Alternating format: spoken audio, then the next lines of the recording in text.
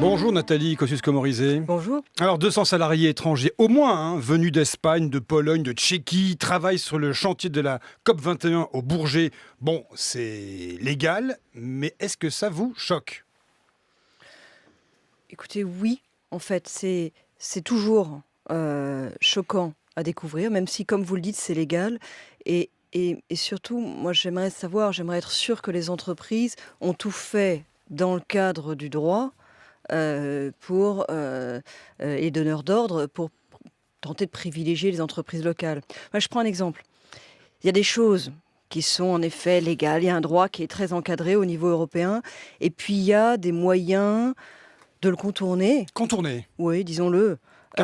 D'essayer de privilégier dans la mesure du possible les entreprises locales. Et moi, je trouve que ça a du sens, et en particulier par les temps qui courent. Je vous donne des exemples concrets. C'est pas très pro-européen tout ça.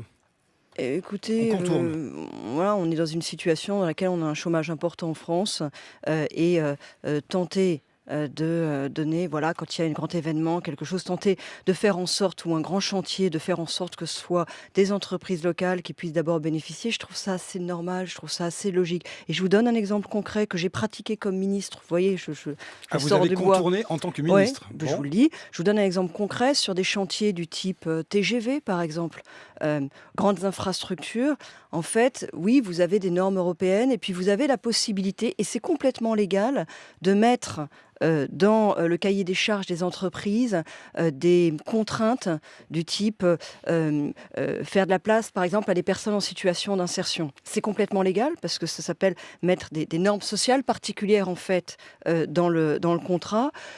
Normalement, évidemment, toutes les entreprises peuvent répondre, mais c'est vrai que quand vous mettez des contraintes importantes en termes d'insertion des personnes locales, eh ben, vous ciblez plutôt sur des entreprises locales. Je me souviens par exemple très très bien que sur le TGVF, on avait comme ça réussi à obtenir, oui bien sûr, et on avait réussi à obtenir, oui, une très bonne part d'entreprises locales, parce que les entreprises locales avaient tout simplement plus de facilité pour répondre positivement à ces contraintes qu'on mettait dans les contrats, qui étaient, j'insiste, des contraintes légales, mais qui nous permettaient sciemment de s'orienter plutôt vers des entreprises locales. Et non seulement ça ne me choque pas, mais je vous dis, je l'ai fait. Bon, on peut s'affranchir des directives européennes. Mais il ne s'agit pas de s'affranchir des directives européennes, j'insiste, c'est légal. On a bien compris. Il s'agit d'utiliser, de s'inscrire dans le cadre du droit pour essayer de privilégier plutôt nos entreprises à nous. Bah oui. Le gouvernement a présenté sa réforme du Code du travail. Manuel Valls se donne 2 ans pour le réécrire. Le SMIC, les CDI, Nathalie Kosciusko-Morizet, les 35 heures, elle est un peu aménagée, mais demeure.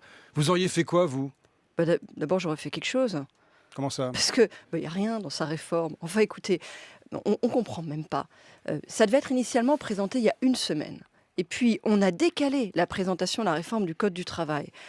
Chacun a pu se dire légitimement, c'est compliqué, c'est parce qu'il y a des arbitrages, ils vont sortir quelque chose de solide.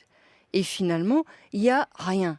Écoutez, ce serait juste un petit peu ridicule si ce n'était pas un tel gâchis. Une telle occasion manquée. Faites quoi ? On est à un moment où d'abord il y a des rapports de qualité qui sont sortis. Le rapport Combrexel, le rapport Mettling, il y a vraiment des choses intéressantes dedans. Il y a un besoin, on le sait, de faire bouger les choses en matière de droit du travail. Attendez, c'est un des sujets sur lesquels les entreprises, les investisseurs étrangers nous disent non, on ne vient pas en France à cause du droit du travail, c'est trop compliqué. Et en plus, moi je pense que les Français sont prêts. Je vous donne un exemple très concret. Là, ils prévoient de ne rien changer ou presque en matière de durée légale du travail. Moi je crois qu'aujourd'hui, avoir une durée légale imposée, unique au niveau national, c'est dépassé. On sort des 35 heures, c'est la position des Républicains. Qui est une durée maximale. Moi, je vous fais une proposition là qui est, oui, enfin, globalement, c'est la position des Républicains. Bon. Après, vous avez les nuances à l'intérieur des Républicains. Mais qui est une durée maximale au niveau national, d'ailleurs au niveau européen, c'est bien normal. Mais sur le reste, on comprend bien que suivant les types d'entreprises, suivant les secteurs, il n'y a pas tellement de logique à ce que la durée soit complètement uniforme au niveau national. Pour moi, ça devrait relever même de l'accord d'entreprise dans le cadre d'un cadre national. Vous participez après ce direct à une table ronde, vous dites fin du salariat. Qu'est-ce que ça veut dire ? Vous voulez quoi ? Un monde d'auto-entrepreneurs, plus de contrats ? Mais je travaille tout simplement avec donc des personnes qui sont dans cette logique-là du développement de l'indépendance, qui sont confrontées soit à titre volontaire, il y a des boîtes, il y a tout un modèle économique qui se développe, Uber, Airbnb, soit à titre subi, parce que ce sont des gens qui ont été dans le salariat, qui à un moment ont plus de boulot et sont allés vers l'indépendance, vers l'auto-entrepreneur. Je travaille sur ces nouvelles formes de travail. Je vais être très clair là-dessus. Moi, je pense que c'est en train de se développer. C'est sûr que c'est en train de se développer. Aujourd'hui, c'est modéré. Vous avez 90% des gens qui travaillent qui sont salariés. Il n'y en a que 10% qui sont indépendants. Mais c'est en train de se développer à toute vitesse. Vous dites qu'on va vers ça. Vous pouvez considérer que c'est bien, que c'est pas bien. C'est pas une question morale. C'est en train de se passer.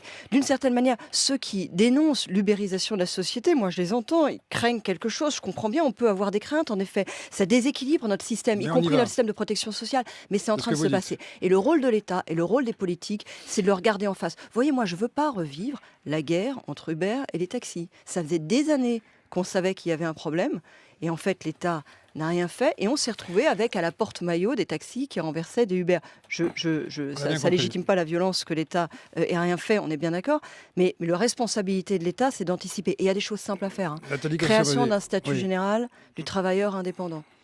Simplification, parce qu'aujourd'hui, vous avez une multiplication de statuts. On a bien compris, vous voulez faire phosphorer le système. On a bien compris. Mais pas seulement faire phosphorer, le transformer pour pouvoir donner un encadrement minimal à ceux qui travaillent dans ces conditions et accompagner une transformation de la société, du monde du travail qui est en train de se faire, plutôt que de fermer les yeux et finalement de se retrouver, comme on a vu, la guerre d'Uber et les taxis. Vous avez applaudi aux annonces sécuritaires de Nicolas Sarkozy. C'est la bonne campagne pour les régionales ? Oui, il ne s'agit pas de campagne. Le mouvement Les Républicains construit, travaille sur un socle commun de propositions. Voilà, il y a eu une série de propositions sur la sécurité. Moi, je trouve que pour l'essentiel, oui. Et d'ailleurs, je observe qu'elles sont très bien accueillies, qu'elles sont très bien entendues. Regardez, Valérie Pécresse, candidate en Île-de-France, qui, dans le Parisien ce matin, veut mettre en place, si elle est élue, un test de dépistage salivaire du cannabis pour tous les lycéens franciliens. Vous approuvez ça ? Moi, je ne suis pas de ceux qui négligent, sous-estiment l'importance de l'usage du cannabis, qui disent que ce n'est pas grave. C'est moins grave, certes, que d'autres addictions, mais c'est le chemin aussi vers d'autres addictions. Et je suis très frappée de voir, quand on en parle, avec les parents, avec les associations, le nombre de parents qui tombent des nues quand ils découvrent que leur enfant a fumé du cannabis. Mais qui tombent des nues, qui auraient jamais pensé. Donc c'est un problème. Oui, bien sûr. Ouais. Et qui pensent toujours, parce que alors on n'aime pas voir, on voit pas, on devine pas, on n'imagine pas que le petit a grandi. Enfin, il y a plein de raisons. Et puis on n'imagine pas que ça se passe dans cet établissement. Il y a plein de raisons, mais qui tombent des nues quand ils le découvrent. Et je pense que aider les uns ou les autres à ouvrir les yeux, ça peut être utile. Donc c'est une bonne proposition. Après, je n'ai pas vu le détail de la proposition et je sais, il faut vérifier que c'est bien possible. Je ne suis pas sûre qu'on puisse obliger à un test salivaire. Mais en tout cas, aider les parents à ouvrir les yeux sur le problème, oui. On évoquait à l'instant les Républicains, Nicolas Sarkozy. Il y a ce Conseil national ce samedi à la Mutualité. Vous y serez, Nathalie Kosciusko-Morizet. En revanche, Juppé, Fillon-Le Maire, personne ne va assister au discours du président des Républicains. Sale ambiance chez vous ? Écoutez, non, vous ne pouvez pas dire ça comme ça. D'abord, chacun a des contraintes. C'est une question. Ouais, alors moi je vous dis les choses clairement, j'y serai notamment tout le matin comme numéro 2, et puis vous savez, après, je vais au Liban, à Beyrouth, notamment dans les camps de réfugiés, et donc moi-même j'assisterai pas au discours. Et il y a Nicolas Sarkozy qui l'a très bien compris. Chacun est aussi en campagne régionale, il y a les contraintes des uns et des autres. Moi j'ai pas envie de rentrer là-dedans. Ce qui est important, c'est que le parti est mobilisé et en dépit de tout, en dépit des petites phrases, des arrière-pensées, il y a de l'unité à l'occasion de ces élections régionales. Et on le voit dans des campagnes qui sont difficiles. Vous voyez, je prends l'exemple du Nord-Pas-de-Calais-Picardie. Xavier Bertrand, il a réussi à faire l'unité, à rassembler tout le monde. Là-bas, personne ne se pose la question de savoir qui fera quoi.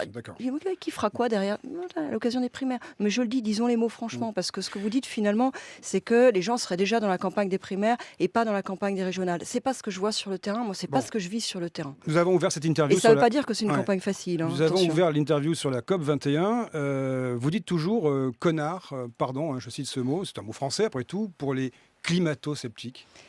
Je le redis, que c'est pas une opinion neutre. Comprenez-moi bien, il peut y avoir des controverses scientifiques. Et puis il y a un moment où on sait. Et quand on sait sur des sujets graves, le temps de la controverse scientifique, il est passé. Parce que sinon, la fausse controverse scientifique qu'on continue à agiter, elle sert à ne pas agir. Philippe Verdier qui se fait virer, par exemple. Je prends un exemple très concret. L'Académie des sciences, qui n'est pas connue pour être avant-gardiste en matière d'écologie, a fait litière de tous les arguments des climato-sceptiques. On sait que le changement climatique est en train de se passer, on sait que c'est le fait de l'homme et on sait que c'est grave. Et oui, je trouve que dire que c'est pas si grave et qu'on ira plus souvent à la plage, c'est un problème. Je fais le lien. Ouais. Attendez, je fais le lien avec d'autres scandales passés. Vous savez, le scandale de l'amiante. Oui. Allez expliquer aux gens qui sont en train de mourir du cancer de la plaie, ce qui est un truc en plus horriblement douloureux. Allez leur expliquer que il y a eu une controverse scientifique qui a duré. Et même une fois que tous les autres pays savaient que l'amiante c'était grave, une fois qu'on l'avait interdit à peu près partout, en France on continuait à être Donc pas très clair parce qu'il y avait une controverse scientifique et que quoi. Non, je suis pas d'accord. Merci à vous, Nathalie Merci à vous. Kosciusko-Morizet.